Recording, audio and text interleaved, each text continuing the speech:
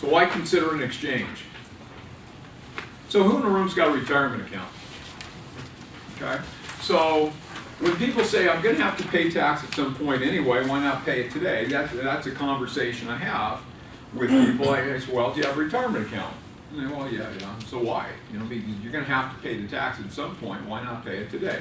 So the idea is pre-tax, it snowballs much quicker. You keep that equity intact, you keep it moving, you keep it growing, and then at the end of the day, you're going to have some tax exposure. With 1031, you can, as Ken pointed out earlier, we've got the ability to swap till you drop. Now, that's one of these things where I'm going to have to make sure we don't have this thing aired until after the final vote on tax reform, because our industry was saying, don't talk about swap and drop, because you have that elimination, you get that step up, and that's something that is really costly to the federal government, honestly. But it's a great thing for people that are doing this stuff. So, bottom line, anytime you give up something, you relinquish something, you sell something, you got to understand if there's a tax consequence. Even if I gave something to somebody, I've got to be careful with what I give somebody. Okay?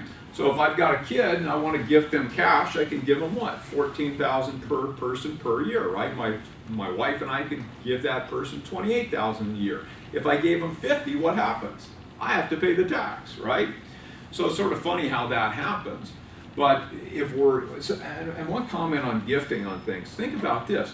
So if I gave you $14,000 in cash, you truly got 14, you've got tax. I've got no tax consequence. You, the recipient, have no tax consequence. If we go to 20 or 30 or whatever it is, I'm going to have the tax exposure. The person granting that gift, the recipient does not. If I'm giving a piece of a property, though, I can actually accelerate those transfers while minimizing tax exposure, because maybe a $20,000 interest in the real estate is only worth 14 because that person's received a minority interest. They don't have control. So when we look at a retirement account, you're always in a situation where you've got all this money in, and how do you get it out at some point, right? It has to come out. At 59.5, you can start taking it out. 70.5, you have to start taking it out. So we've got a great tool in that world, because instead of, most of our retirement accounts are something called a checkbook IRA. And a checkbook IRA, what happens is the custodian makes a single investment that's in the membership interest in a limited liability company that makes all investments. So instead of taking a cash distribution, you can take a membership interest in that LLC as a distribution.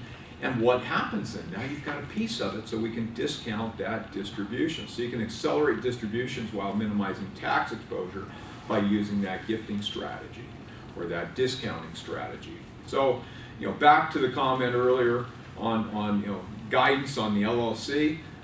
We're just one member of a good team of professionals. You want good tax people are really, I think, most critical. I mean, you've got to have good tax people, and maybe you wouldn't be surprised how many people have piles of real estate and no tax guidance. I mean, TurboTax might have an income tax component or property component.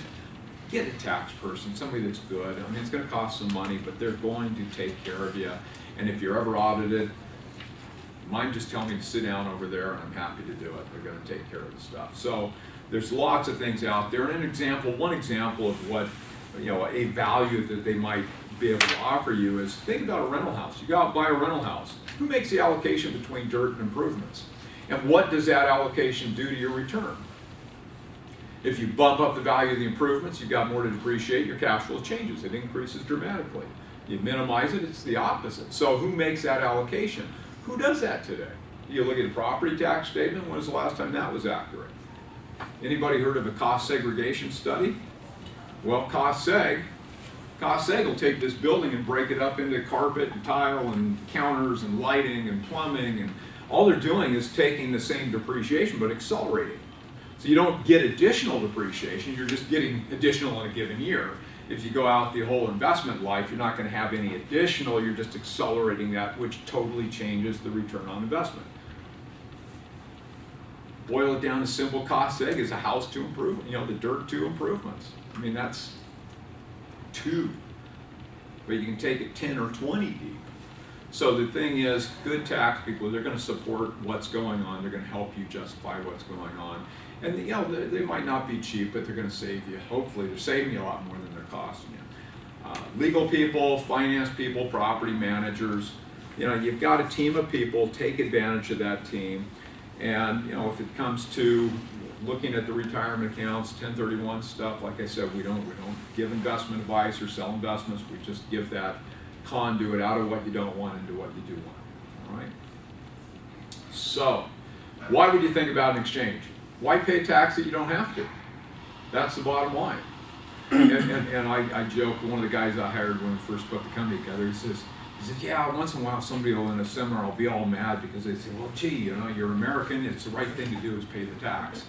And you know, it's a patriotic thing to do is pay the tax. And so he always used to say, well, gee, you know, it's the most patriotic thing to do is make as much money as you possibly can and have more tax to pay, right? So the more you make, the more you got exposure to, but until you swap till you drop.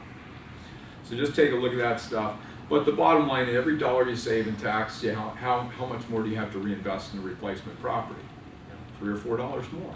Makes a big difference. One transaction will put you a lot further down the road. All right? So, why pay it if you don't have to? The biggest thing you're going to have to understand when you're looking to sell something is what's the tax obligation. Do you have any tax obligation? And I'll be the first to say, there are people that will tell you, well, 1031 is one of the reasons that property prices are where they are. And that's true. Because people will pay more, especially think about coming in from California, those bad Californians like I was. You know, we're used to a different price point than what is here. But the bottom line is, if I don't make this transaction happen, I'm going to have to pay X in tax. And maybe I'm paying, if I have a $100,000 tax obligation and we're sitting there fighting over a $10,000 difference in price, what am I going to do? I'm going to pay the extra 10. You know, if I'm outside my 45-day ID period, which we'll talk about, and that's the only property I've identified, I'm going to be moving forward with it. So understand, if you're a broker, understand who you're representing. All right? I do a lot of different meetings, and I'll be sitting in a room someplace and hearing people pitch properties or pitch money looking for properties, and somebody will raise their hand and say, hey, I've got a 1031 buyer, their ID date is next Tuesday. Everybody in the room now knows that person's highly motivated to make something happen. And then, so if you're the listing broker and you can find out where they are in the 45th and 180th and what's been ID'd, do you have more or less leverage? So what's the old saying on buyers? Buyers are liars, remember that? You never heard that. My investors started turning their head. I look at it, and people didn't used to like 1031. So if we go back in the late 80s, there were no ID rules. We'll talk about the ID rules in a few minutes. But in the late 80s, you could identify Clackamas County if you wanted. That's why the buyers are liars comment comes up. Because, well, gee, I ID'd the county of Clackamas. Well, you didn't have any restriction there. 91, we had some real tight restrictions come into play. We've got 3 different ID options we'll talk about in a little bit. But I would argue today that if you've got somebody that walks in off the street to make an offer, they're less motivated to make something happen than somebody in exchange that has a ticking timeline that has to be met to get there. So, if you're the listing broker, do what you can to find that information out. If you're the buyer's broker, do not let that information out. Okay? And I've probably got more people than ever before getting transactions done inside the 45 days than ever before because people don't want to have that problem. Yes? Don't you have to identify that you're in an exchange on the acquisition side?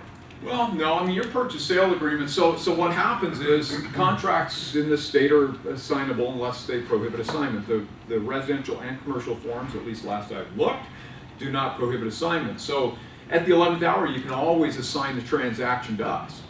So, and your forms also include cooperation provisions that give the writer the option to do an exchange. So it's there to cover all possibilities. The downside of those is that it doesn't put anybody on notice. So if you don't let escrow know that it's going to be an exchange, the deal could get closed without it being structured as an exchange. So I'm a fan of putting in there somewhere additional, contingency or provision that it is, if you're going to do an exchange, put it on there. I mean, there's really no downside to doing that today. I mean, when I moved here, I remember those old MLS books. I mean, they were big, thick things. We had to go through those, and you would look, to your point, John. I mean, you'd look at those things and say, gee, 1031, and people that didn't understand it, they would shy away from it. So I don't know if any other brokers in the room remember that have had those experiences, but I remember going back 25 years ago, and people would hesitate, because it was scary.